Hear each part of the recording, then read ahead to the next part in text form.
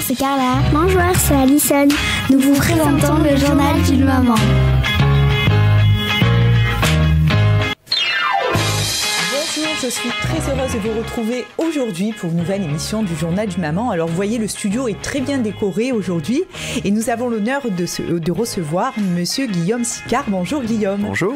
Merci beaucoup. Alors dans le Journal d'une maman, nous aimons bien mettre à l'honneur des créateurs marseillais. Alors d'habitude c'est souvent des femmes créatrices, mais aujourd'hui c'est un homme parce que vous êtes un papa et puis qu'on aime bien aussi les papas dans le Journal d'une maman. Donc Guillaume, vous êtes le papa de 2 enfants. Donc vous avez commencé votre parcours professionnel dans une agence de publicité à Montpellier. Vous êtes responsable marketing, vous avez été responsable marketing chez Avenir Télécom et depuis 20 ans, vous êtes le créateur du concept store Marseille en vacances. Vous êtes également président de la fédération Marseille Centre. Donc, qu'est-ce que c'est Marseille en vacances? Alors, comme vous le voyez ici, cette marque est née en 2003 de l'inspiration d'un jeune créateur féru de mode et de l'ambiance que dégage sa ville natale Marseille. Donc, vous, Guillaume, vous avez eu envie de montrer que vous aimez cette belle ville qu'est Marseille. Et puis, votre inspiration aussi dans le parler marseillais ainsi que le design typiquement marseillais, donc du pointu à la sieste, du farniente, is beautiful, en passant par le t-shirt à la one again, donc décliné sur des t-shirts de qualité. Alors moi, ce qui m'a le plus attiré, c'était la collection pour enfants avec les petits t-shirts. Je les montre là, des tout petits. Je suis plus un minot, j'ai plus les mains qui pèguent, ni la nasole qui coule. Je fais plus de bougnettes, je fais le Mac, alors méfie. Voilà. Donc ça, c'est typique Made in Marseille.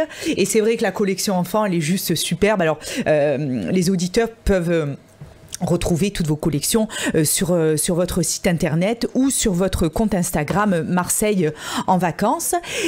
Donc vous avez en fait votre entreprise Marseille en vacances, elle s'axe autour de 3 pôles. Donc la distribution directe dans votre magasin qui se trouve sur le Vieux-Port. Vous avez également un tripoteur et votre site de vente en ligne et vous faites également de la distribution indirecte via les magasins indépendants de t-shirts et également de la fabrication à façon de t-shirts, accessoires, car en effet Marseille en Provence propose de mettre au service des personnes tout le savoir-faire pour répondre aux demandes de produits personnalisés. Donc vous avez plein de belles choses où circulent finalement vos créations. Qu'est-ce qui vous a donné envie, Guillaume? Alors on le sait parce que vous êtes Marseillais, parce que vous avez quand même travaillé dans la communication, etc. Qu'est-ce qui vous a donné vraiment l'envie et quel a été le déclic pour créer Marseille en vacances? Alors merci pour votre invitation. Déjà, ce qui me plaisait à la base, c'était le t-shirt parce que en termes de création, c'était vraiment une page vierge, un A4 blanc sur lequel on pouvait s'exprimer et les gens qui portaient le t-shirt pouvaient faire passer des messages. Donc à la base, c'est quand même l'amour du t-shirt. Et puis en deux, c'est l'amour de ma ville, l'envie de la mettre en avant. Donc les deux se sont très vite réunis et c'est vrai qu'au début, on a commencé avec essentiellement du t-shirt adulte et très vite enfant, avec cette identité régionale marseillaise que les Marseillais chauvins aiment bien porter, quoi. Donc c'est vrai que voilà, l'idée est née avec cette notion de page blanche sur laquelle on pouvait faire passer des messages. Alors, quand vous avez commencé à vous lancer, quel a été votre premier t-shirt alors du coup ? Alors au début on avait décliné, c'était des photos, donc on travaillait sur de la sérigraphie. Alors c'était des photos de poissons, c'était des photos de filets de pêche, de pointus marseillais avec juste marqué Marseille dessus.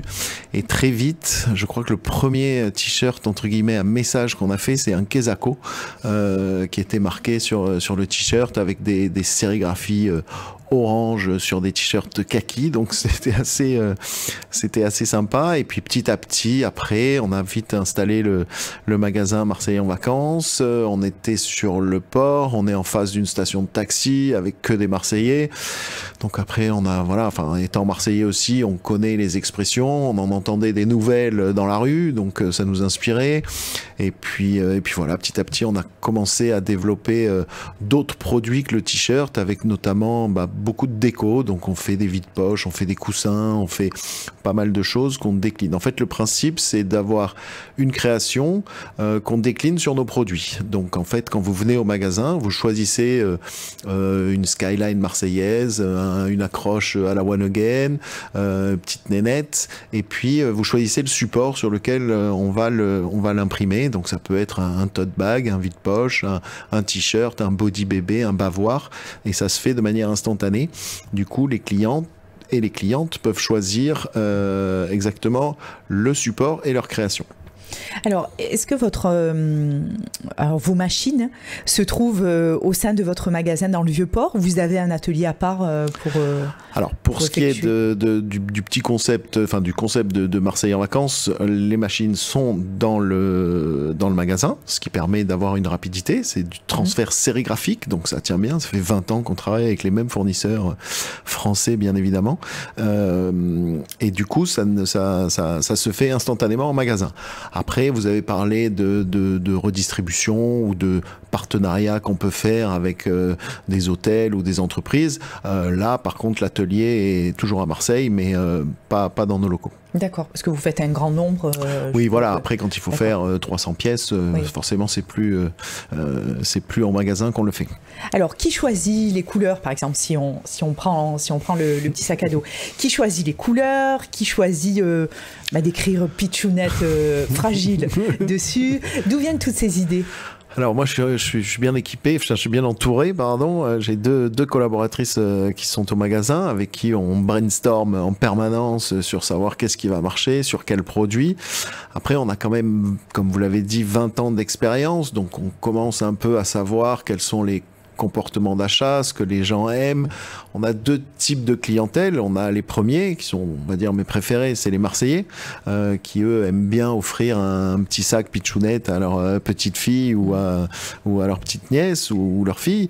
Et puis on a aussi une clientèle de touristes, puisqu'on est sur le port, donc qui peut le plus, peut le moins. Et les touristes aiment bien, quand on leur explique qu'à Marseille, on a une vraie identité régionale, qu'on est fier de porter du Marseille, ils sont encore plus contents d'acheter des produits qui sont des produits marseillais pour les Marseillais, mais qui sont aussi pour les touristes. Donc voilà, et c'est ce qu'on a essayé de développer aussi avec le triporteur.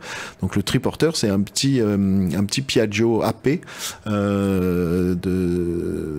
un Vespa, un AP, qui se balade, qui s'ouvre et qui permet de faire de la vente déportée. C'est-à-dire qu'on est sur le salon côté sud, là il est installé aux Galeries Lafayette, il était au printemps, la Valentine, pendant les périodes de Noël. Ça fait un petit concept qui déplace le magasin et qui permet de positionner la marque sur une marque à identité régionale plus qu'un magasin souvenir avec des chinoiseries, ce qui n'est pas du tout le cas. Alors les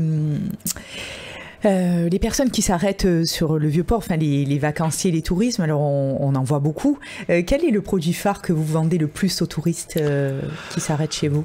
Alors il y a touristes ou marseillais, mais enfin on va commencer par les Marseillais. Ça va être plutôt on a un t-shirt par exemple avec marqué abandonné. Faut pas déconner avec le mot qui est contracté avec marqué juste abandonné. Donc ça fait sourire parce que on a toujours un oncle, un pote qui dit abandonné. Donc c'est rigolo parce que chaque client a l'impression d'être unique en disant ah ben moi mon cousin il dit toujours abandonné, je vais lui prendre le t-shirt abandonné. Sauf que bon il y a trois personnes le matin qui sont passées qui ont eu la même réflexion, donc c'est plutôt bien. Après, quand on s'adresse aux touristes, on est plutôt sur on a une skyline de Marseille avec Notre-Dame de la Garde qui fonctionne plutôt bien. Voilà, c'est plutôt, il faut qu'il y ait marqué Marseille parce que ça répond à leurs demandes et à leur achat souvenir. Mais bon, après, on est assez surpris de voir aussi que des étrangers peuvent acheter un t-shirt avec marqué Pécable dessus ou des choses comme ça. Mais bon, on traduit, on a tout on arrive à tout traduire. On essaye de tout traduire. Mais... oui, d'accord. Donc là, vous avez des collections alors, pour les enfants, pour les adultes. Quels sont vos projets en fait? Qu'est-ce que vous avez envie de créer que vous n'avez pas dans votre collection, même si elle est déjà assez complète? À quoi vous réfléchissez?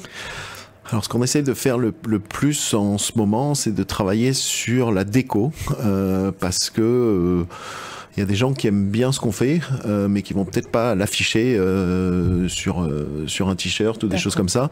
Maintenant, le mettre en décoration avec une jolie définition de Marseille ou des choses comme ça sur un coussin, sur un canapé, c'est vrai qu'on voit que ça fonctionne bien. Donc là, pour le moment, on est en train de réfléchir sur des plateaux, sur de la verrerie. On a beaucoup de verres Duralex avec soit des injures marseillaises, soit des...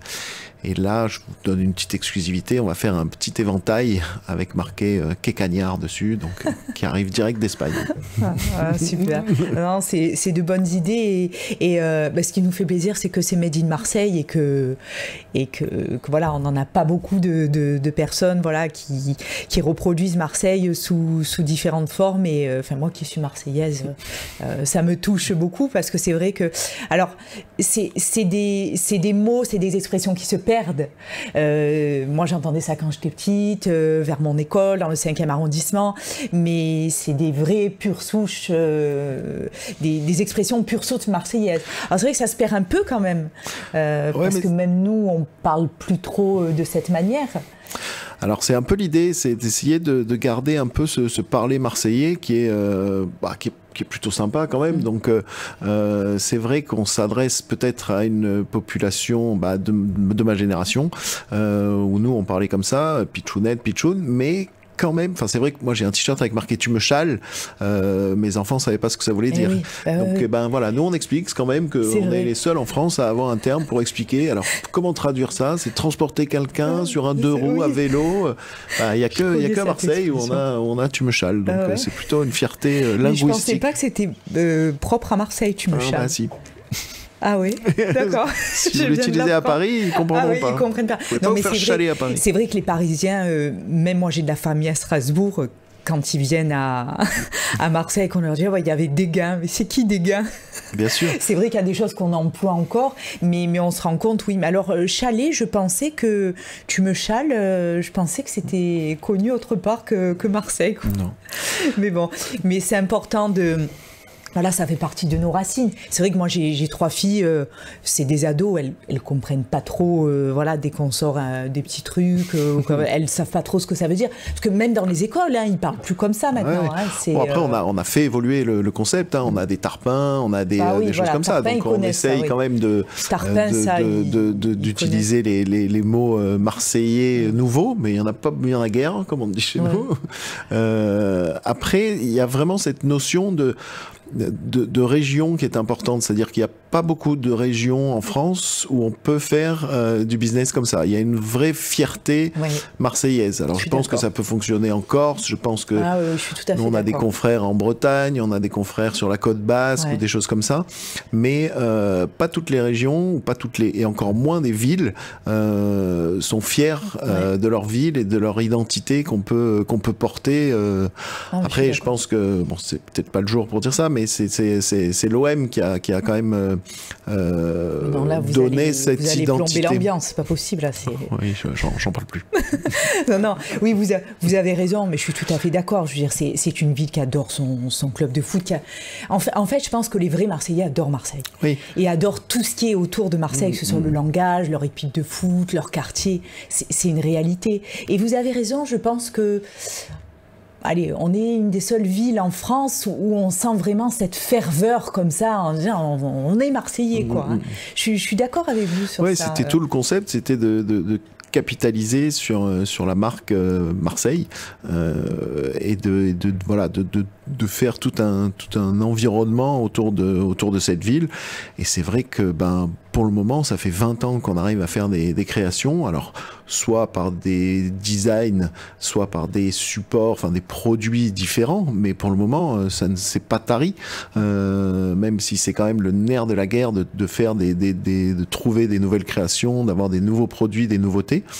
Mais aujourd'hui, les gens qui nous suivent sur les réseaux sont toujours super positifs. Dès qu'on propose un nouveau produit, des choses comme ça, ils sont quand même assez surpris de la dynamique qu'on arrive à avoir sur le développement de nouveaux produits, de nouveaux dessins. Je suis tout à fait d'accord. Alors moi, j'ai un scoop pour une expression des ados, de mes filles. Je note. Il m'a lâché un vu.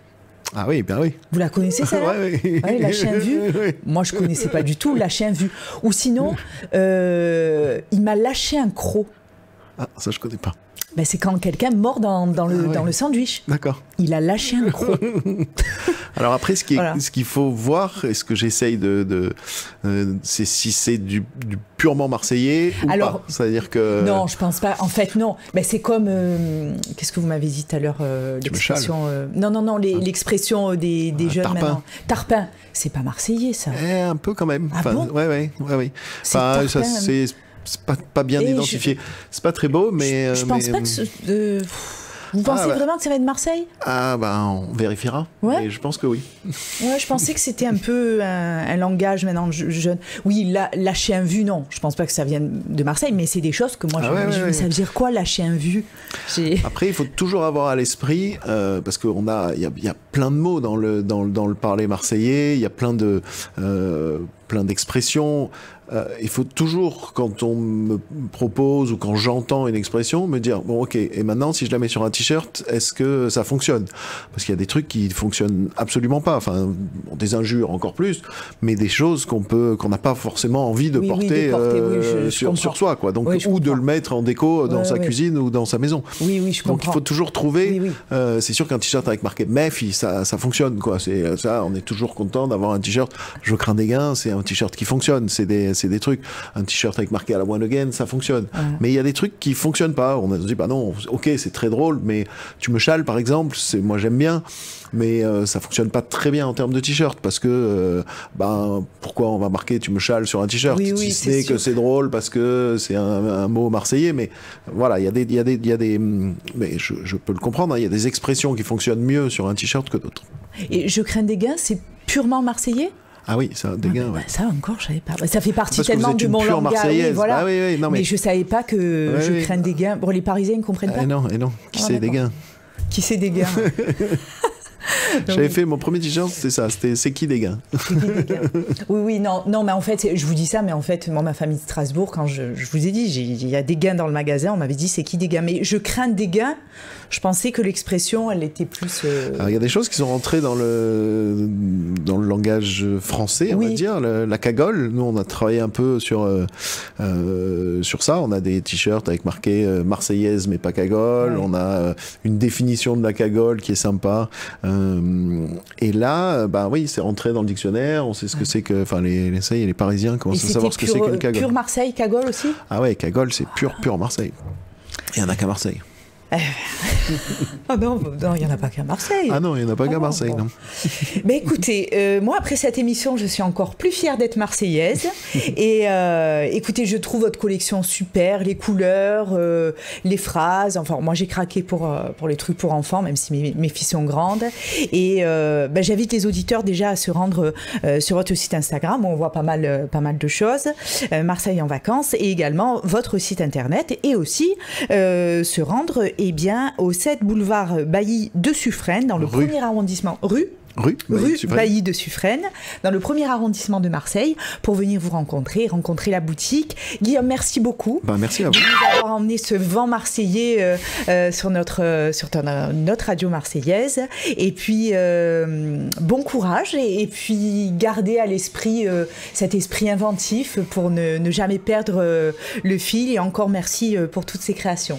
Merci à vous. Chers auditeurs, merci de nous avoir suivis et on se retrouve très vite pour une prochaine émission. Au revoir. Bonjour, c'est Carla. Bonjour, c'est Alison. Nous vous présentons le journal d'une maman.